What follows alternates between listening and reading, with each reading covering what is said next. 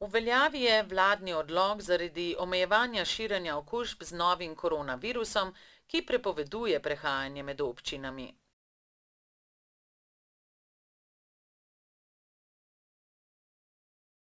Vlada je predvidela 13 izjem, ko bo prehajanje mogoče. Med njimi so odhod ali vračanje z dela, obisk lekarne ali trgovine. Vlada bo čez en teden dni, glede na aktualne epidemiološke podatke, preverila, ali je prepoved še utemeljena.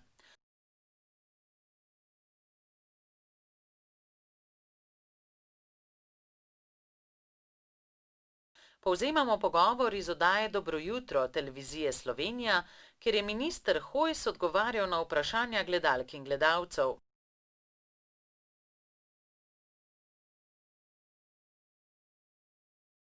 Zanimalo jih je, kateri so še drugi nujni opravki oziroma izjeme, ko je prehod med občinami dovoljen.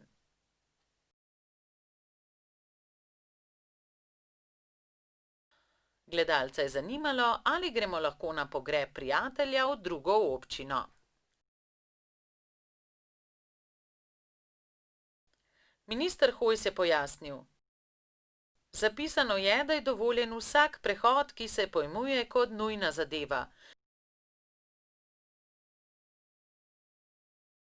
In gotovo je pogreb taka zadeva, ki je nujna.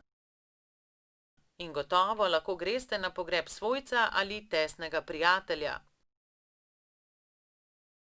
Seveda pa za prehajanje občinskih meja potrebujete izpolnjeno izjavo, ki jo najdete na vladnih spletnih straneh.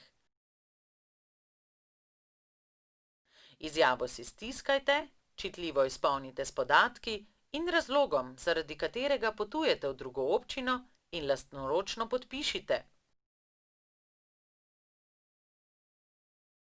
S tem si boste prihranili dolgo in morda tudi neprijetno pojasnjevanje policistom, če bi vas ustavili na kontrolni točki.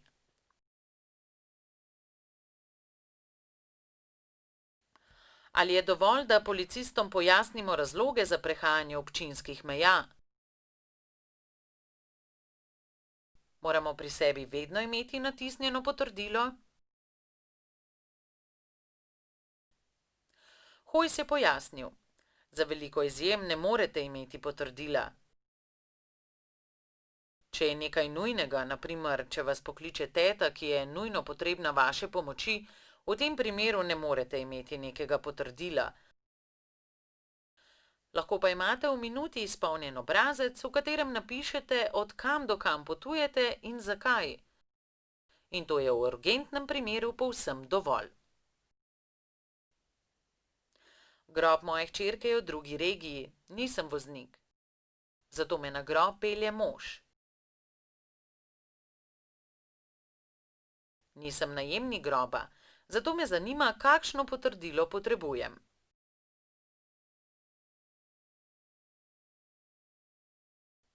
Hojs je odgovoril: če niste voznik in vas bo tja peljal vaš partner, je to seveda mogoče. Zapisali smo, da gre za posameznika, ki bi ta grob lahko obiskal. Naj vas mož tja pelje, potem pa svetujemo, da se urejevanja groba lotite sami. Kajti ne bi želeli, da to postane neko množično prehajanje prav z tega vidika, ker ne želimo, da bi se ljudje na pokopališčih družili.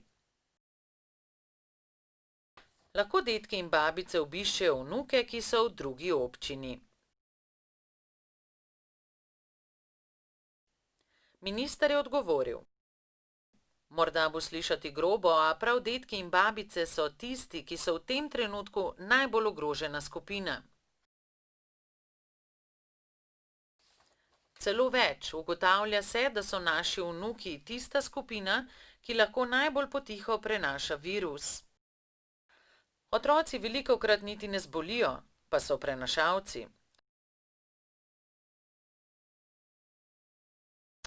Zato seveda tak prehod, obisk dedka ali babice, vnuka v tem trenutku ni dovoljen.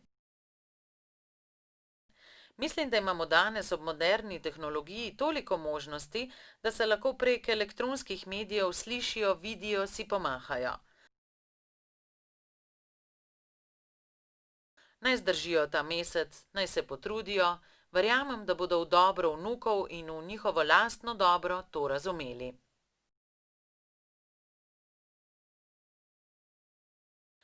Sem študent in me zanima, ali lahko grem iz svojega stalnega prebivališča, kjer sem zdaj, nazaj v kraj, kjer študiram.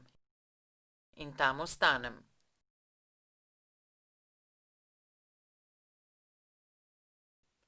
Hojs je pojasnil. Glede na to, da se v tem trenutku predavanja v večji meri ne izvajajo in da študij ni ena od izjem za prehajanje meja, bi odgovoril, da ne. Lahko študiraš doma oziroma tam, kjer trenutno si.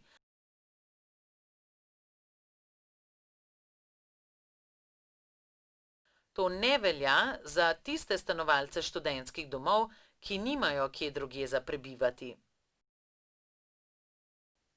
Kako je v primeru selitve v stanovanje, ki je v drugi občini? Minister je odgovoril. Če je ta selitev nekaj nujnega, če obstaja neki rok za selitev, je to seveda nujna storitev in jo lahko opravite. Morate pa s sabo imeti potrdilo.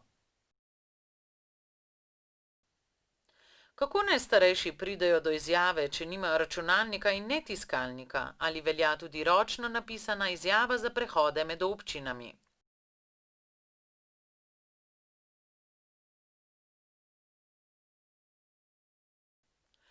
Hojs je pritrdil. Izjavo smo pripravili, da ljudje s tem ne izgubljajo preveč časa.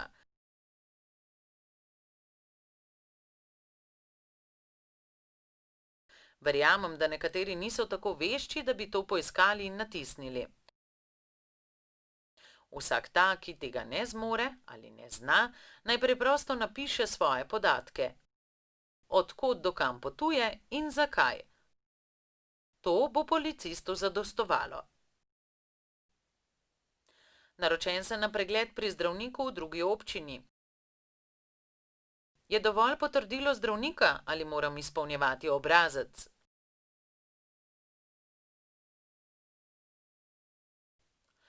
Minister je pritrdil.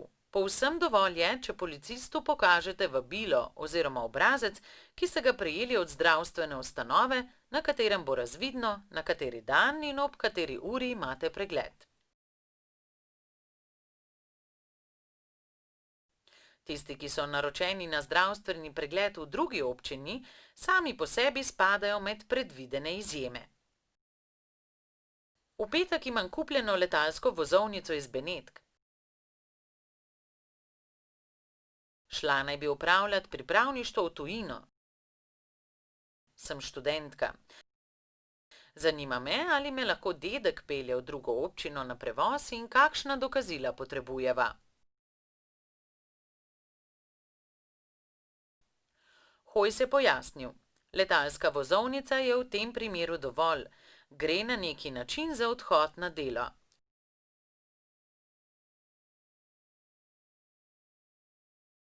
Zato obstaja izjema, zato je prehod v drugo občino v tem primeru celo v drugo državo dovoljen. Da vas do prevoza na letališče pelje dedek ali kakšen drugi ožji družinski član, je razumljivo. Gre za izjemo. Mejo lahko v tem primeru prečkata skupaj kot ožja družinska člana.